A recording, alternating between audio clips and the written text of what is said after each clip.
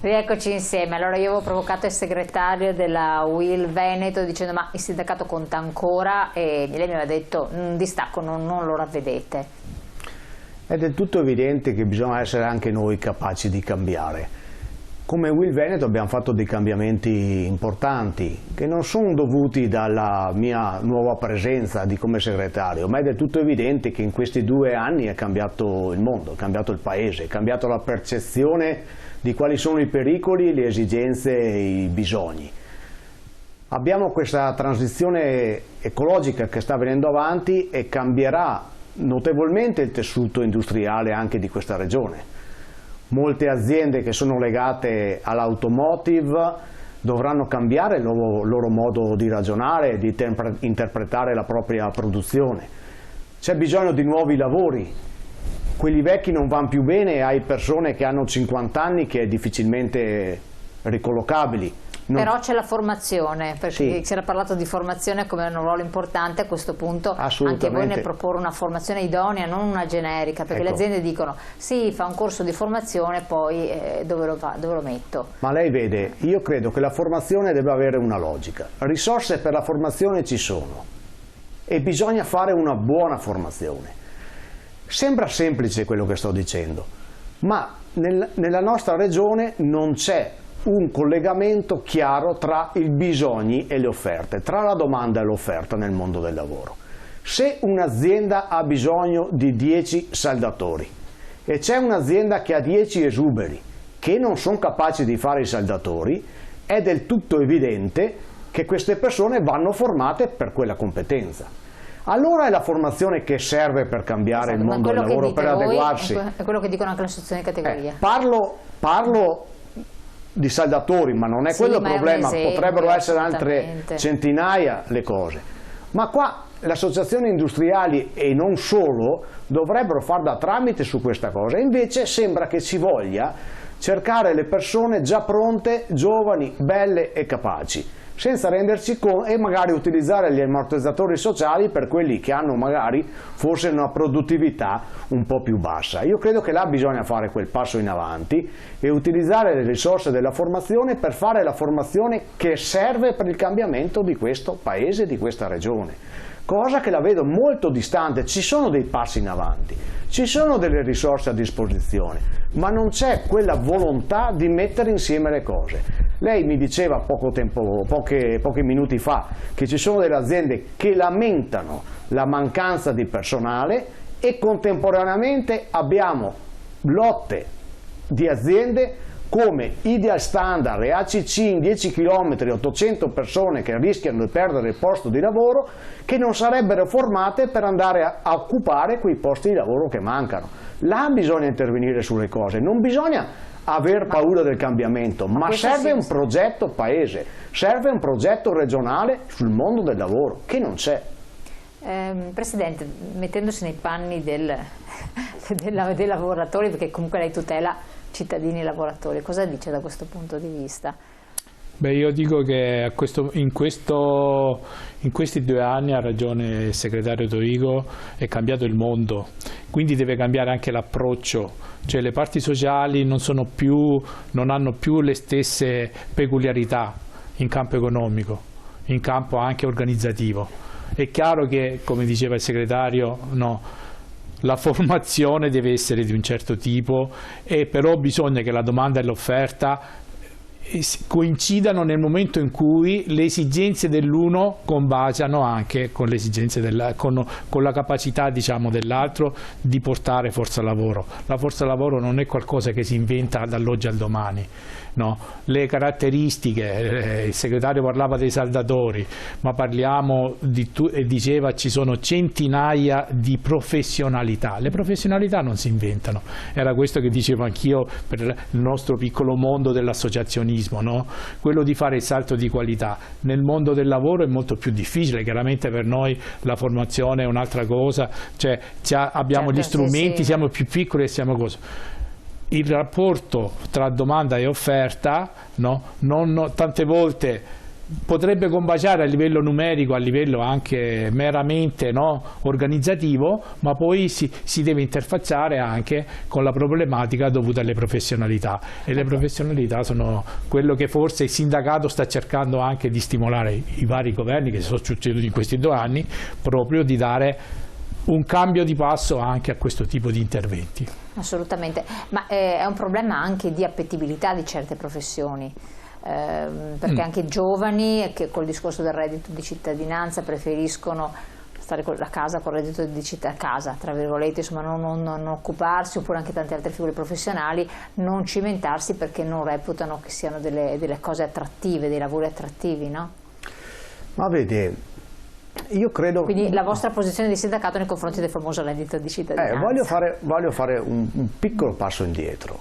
Noi siamo un paese commissariato adesso. Quando lei parlava del ruolo del sindacato in questa fase, noi abbiamo un Presidente del Consiglio che è quasi un commissario di questo paese. Anche i parlamentari hanno un ruolo che non è il loro in questo caso. Cioè, io credo che poche sono le possibilità di intervenire su questo progetto. Se torniamo alle regioni, questo commissariamento delle regioni non c'è sotto l'aspetto formale, ma diciamo che il Covid ha commissariato un po' tutta la situazione. Si parla di quello, si parla di quelle problematiche, eccetera. E tutto quello che riguarda il mondo del lavoro è diventato solo uno schermo attorno a cosa sarà il PNRR, come arriveranno le risorse, come arriveranno le cose. Sul reddito di cittadinanza, io ho un'opinione del tutto personale. La mia opinione del tutto personale, che non risponde all'opinione probabilmente di tutta l'organizzazione, io essendo veneto ritengo che, anche perché i numeri usati nel Veneto del reddito di cittadinanza sono molto bassi, dunque mi risulta facile, dico che qui che chi ha voglia di lavorare un posto di lavoro lo trova. Credo che come strumento sia uno strumento valido se va a combattere esclusivamente la povertà e va a quelle persone che non sono in grado di rioccuparsi. Ma quando noi andiamo a vedere quest'estate, il problema è che le persone non volevano più andare a lavorare nei ristoranti e nei bar. Cosa è successo? La realtà è che quelle persone sono state ricollocate da un'altra parte. Quelle persone che andavano a fare la stagione, che lavoravano 4 mesi e prendevano una parte di soldi, inutile che ce lo nascondiamo, una parte di stipendio di un certo tipo e una parte di stipendio di altro tipo, che io condanno in tutte le misure, che può essere dalle mance da una parte oppure altre situazioni, e non avendo col discorso del Covid non una certezza quando riapriremo, non quanto riapriremo, molte di queste professionalità sono andate a finire dentro le fabbriche e dentro le aziende. Dunque non è che è causa il reddito di cittadinanza, che qualcuno sarà anche, che non si sono ricollocate, ma una persona dice 1.300 euro al mese, che sono tanti o pochi a seconda delle necessità, a lavorare, a fare il barista per 7 mesi e non so se poi mi prenderanno ancora e non so quando aprono. Se mi danno lo stesso stipendio in una fabbrica, che lavoro tutti i mesi, che ho le mie ferie pagate e così via, è cambiato questo.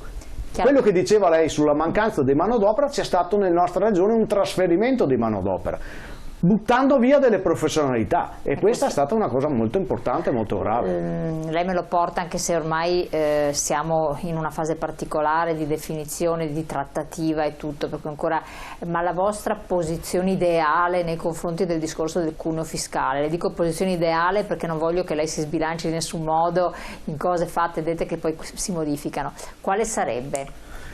Come sindacato UIL, quindi vi stacco da tutti gli altri e le chiedo la sua posizione, perché poi se ne è parlato, cioè il problema è questo: tanti lavoratori, appunto, ha detto i famosi 1.300, 1.200, 1.100, insomma sono comunque numeri, cifre che non consentono di lavorare e tenere in piedi una famiglia, e di là cadiamo in tante situazioni in cui poi dopo bisogna arrabattarsi per aiutarli.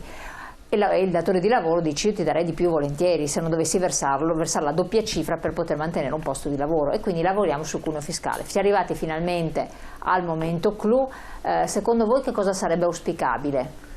Allora, le tasse sono caricate quasi tutte sui lavoratori dipendenti, quelle dirette, è molto certo, e lo stesso datore di lavoro, noi come UIL fra Italy e CAF, abbiamo 160 dipendenti in Veneto, io mi rendo perfettamente conto di quanto arriva nelle buste paga del lavoratore e quanto un imprenditore paga, anche se non sono un imprenditore ma faccio il sindacalista, ma avendo 160 persone in libero paga mi rendo conto quanto la UIL paga di tasse per dare questi 1.400 euro alle persone.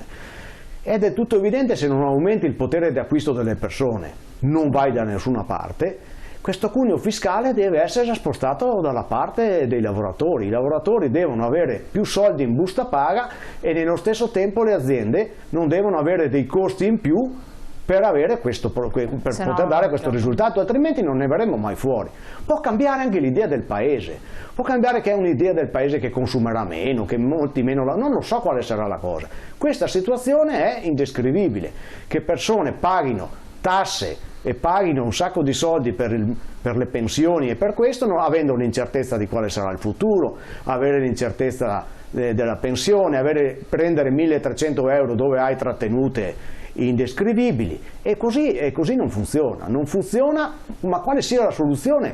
Perché la coperta è corta, bisogna fare delle scelte politiche nel paese e ritengo che, e l'abbiamo sempre detto, ma poi bisogna aver voglia di farlo, che le risorse che si devono recuperare dall'evasione fiscale devono essere prioritarie per fare questo, ma bisogna avere il coraggio di entrare dentro in quella situazione. Adesso, con l'ultima fase, meno contante, più bancomat eccetera, sicuramente qualcosa è cambiato, ma bisogna avere il coraggio di fare delle scelte, andare a colpire quello che sappiamo che è possibile fare, nello stesso tempo iniziare un cambiamento, di far vedere che le aziende non hanno un aggravio dei costi e nello stesso tempo questo trasferimento in più va nelle buste paga di chi poi può comprare i prodotti che le aziende stesse producono. E quindi l'azienda sta in piedi. Presidente Taurino, lei cosa ne pensa?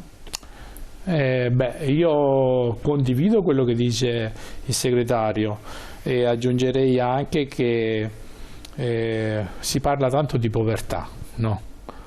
4 milioni e mezzo, 5 milioni, 6 milioni eccetera.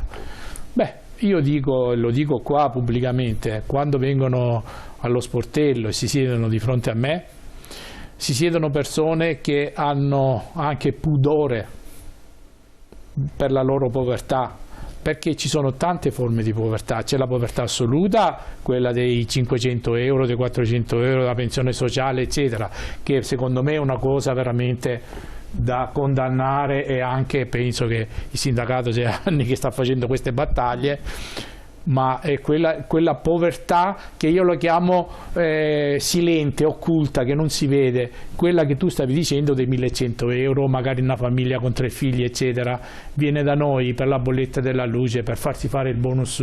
Adesso meno male che i bonus luce, gas e acqua finalmente vengono in automatico, senza andare a cercare a fare l'ISEE e a confluire tutti nelle nostre CAF eccetera. Adesso direttamente non c'è bisogno più di sé, basta che uno abbia fanno l'incrocio con l'Agenzia delle Entrate, e quindi il bonus acqua, luce e gas. E questo lo dico anche per i nostri consumatori che ci stanno ascoltando, non c'è più bisogno di andare là a battere la porta per l'ISEE aggiornato eccetera. Ecco, stavo dicendo, quindi c'è questo tipo di povertà che forse è molto meno visibile, ma quella degli operai che sono monoreddito, con le famiglie monoreddito eccetera. Forse bisogna, come dice il segretario Toigo, cambiare la mentalità, cambiare il progetto, anche se ci potrà portare anche a un decremento dei consumi. Cioè, tutta quanta la filosofia oggi che vedo è quello di aumentare i consumi, aumentare i consumi, aumentare i consumi. No, forse si possono regolamentare i consumi, regolarizzarli, e magari facendo anche qualche piccolo sacrificio, perché appena dice a una persona faccia questo sacrificio, allora la persona. Però bisogna stare attenti, perché chi ha subito in questo momento di più nel lockdown, e lo dico anche al segretario, noi siamo il nervo scoperto, no? Perché da noi vengono quando ormai sono bruciacchiati da recuperi crediti, da agenzia delle entrate, da bollette da pagare eccetera. È stato anche il ceto medio, quello medio basso, quindi i redditi bassi e medio bassi, per cui probabilmente bisognerà anche investire su queste su queste fasce, per dargli qualche strumento in più per potersi difendere in un certo modo. Chiaro. Basta, mi fermo qui perché allora andiamo in pubblicità rapidamente, poi torniamo insieme, vediamo anche che cosa sta organizzando o ha organizzato le parti sociali con il sindacato tra poco.